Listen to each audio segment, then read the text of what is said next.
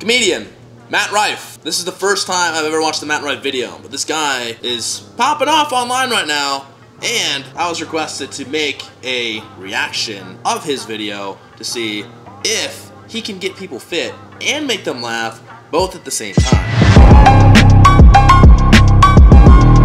I'm Chad Morgan, I'm a coach at Beyond Built. We've transformed over thousands of lives to get people in the best shape of their lives and helped over 40 people step on stage for the first time. So, let's dive in. You want to lift with your lower back and your lower back only in a fast, jerky motion.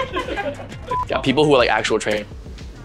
That is the best advice I've ever seen. Look at this. Lower back only in a fast, jerky motion. The fact that he's already making fun of how most of y'all train, he's a winner.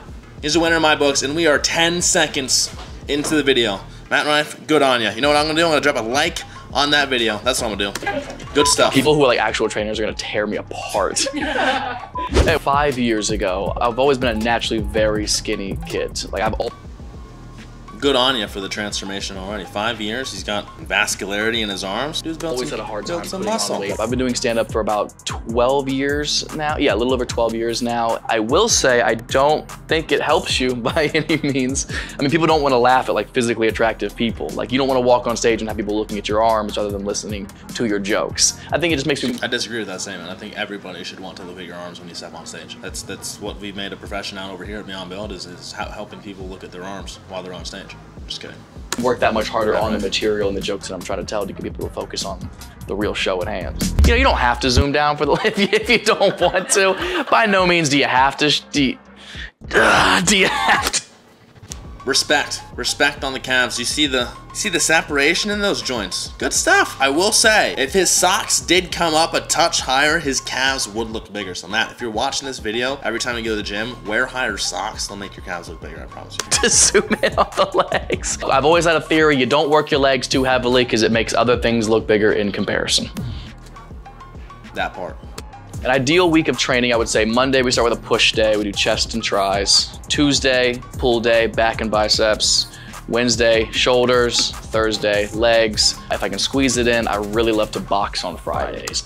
So throughout the week, he's hitting his chest once, he's hitting his shoulders once, he's hitting his bicep once, he's hitting his tricep once, and he's hitting his legs once. So he's hitting everything once a week. Is there anything bad about that? No. Matt Rife is probably pretty consistent with this. He probably pretty enjoys it quite a bit, and that's the most important thing to understand. Now, could he hit everything 2 times a week with training 4 days? Probably. If he only wanted to hit legs once, which he could do a full push and a full pull, and then a lower, and then an upper. And when I say full push, that means chest, shoulders, and triceps. With pull, that's back and biceps. Legs, you could do quads, hamstrings, glutes, all of it. And then upper day, you get to hit everything in your upper body. So that way you get the frequency of hitting your upper body 2 times a week if you want to. Or you could do upper, lower, so you get the frequency of hitting everything 2 times a week. Why would we want to hit things 2 times a week? Well, you'd have a little bit more volume that you could push yourself up to. Does it mean that you need to be doing a crazy amount of volume? No, but as Matt progresses, now that he's been training for 5 years, he might be better off training every muscle group 2 times a week because he might need a touch more volume than he did as a beginner to now. But I don't understand how Matt's journey been going. Are you in plateau? Are you progressing really well? We don't know.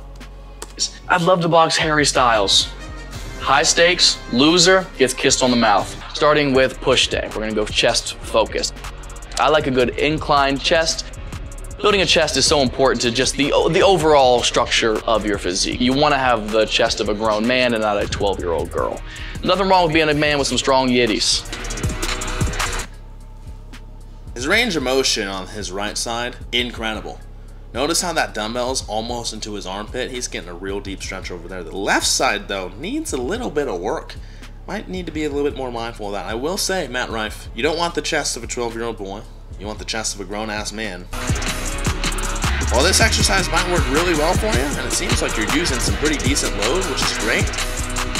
65 pounds, actually. 65 for alternated incline, that's pretty impressive. So, Matt, you're pretty strong, but imagine if you just went up a little bit more with load and then just did normal incline presses. Because if you hold one dumbbell up in the air while you're coming down with the other, that gets pretty fatiguing on this side. And you're gonna get weaker and weaker way faster as the fatigue accumulates over the set, and you'll need to end it further. And I would argue that your front delt at the top would get really fatigued instead of your chest, because it's not like you're holding a isometric contraction of your chest up there. Front delt's really picking up that most of that fatigue. So when you come down, you're gonna get more fatigue in that front delt, which is going to really just take away from how much you can connect with your chest. So in my opinion, Matt, you're better off doing a normal incline dumbbell press than alternating because of that. So moving over to a pull day, your back is essential. You want to create a nice formidable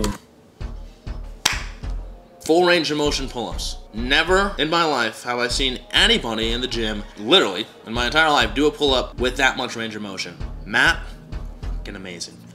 Fucking amazing. My goodness. A nice formidable V yes. physique. You're not just a pencil. A bit of visible physicality to you. And wide grip, I feel like I get a lot more lat engagement. Some people want to go all the way to just having a super massive. He's up at this top position here. Little hack for you, Matt. Push your chest up to the sky. Push your chest up to the sky. You'll contract the lats even harder by doing that. Engagement. Some people want to go all the way to just having a super massive gorilla toned back. I just want a back strong enough that if I go to prison, it's not easily getting blown out. You know what I mean?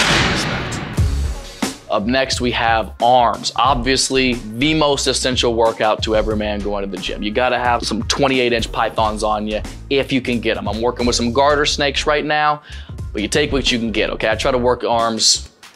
I will say here, the twisty motion can be really good if you're looking to supinate and really shorten that bicep. When we turn and we start lowering this way and start coming up, it becomes a workout and an exercise for the brachialis, the outer part of your bicep, top portion of your forearm. And here's my thing, if you're coming up this way, right, and you're really trying to maximize the bicep, why would we turn and then try to target another piece of it in your forearms? Again, you're gonna be fatiguing your forearms a lot through this exercise when we're trying to really pump a lot of blood into the target muscle of the bicep. So again, Matt, you're likely better off separating these exercises, do a full-blown reverse curl sometime else, and do a normal curl rather than trying to combine two exercises together. You would likely get more bang for buck just by focusing on one. At least it's one of those muscles that you have to destroy it to get any kind of growth whatsoever. I do abs every single day. I do kind of have to destroy it to get any kind of growth whatsoever. Some grain of truth to that. Arms, delts, smaller muscle groups of the body, calves, they can handle a little bit more training volume because you can recover from them a little bit faster. Although that's not an excuse to train them all out every single day of the week, because just like any other muscle group, you need time between your sessions in order to properly recover, and growth happens during recovery, not during training. I do a 10 to 15 minute routine, just a little circuit of a bunch of different exercises, a couple of them right now that work the obliques, work the center right here, build lower abs and top. And for legs, my most hated workout in history, just a single leg, propped up, split squat, the dumbbells in each hand. They're gonna burn like crazy, but if you enjoy boxing, split squat, man, that movement's fucking hard. I will say though, like myself, it's a stance you have to get used to. You have to get used to putting weight and shifting it onto each individual leg to be able to move around. I like that. I like that. Doing single leg exercises, important stuff for overall balance and symmetry, and like you said, strength and balance. Now, one thing, these Adidas Ultra Boost, that's a really cushiony, squishy shoe. As he gets heavier and heavier with these, he might see some instability a little bit, because imagine doing the Bulgarian split squat standing on top of a bed. That's essentially what he's doing here. He'd be better off with those shoes off, feet flat on the floor. So it's one I try to incorporate to every leg day. So we'll give that our best shot. Send me the results. Let's see.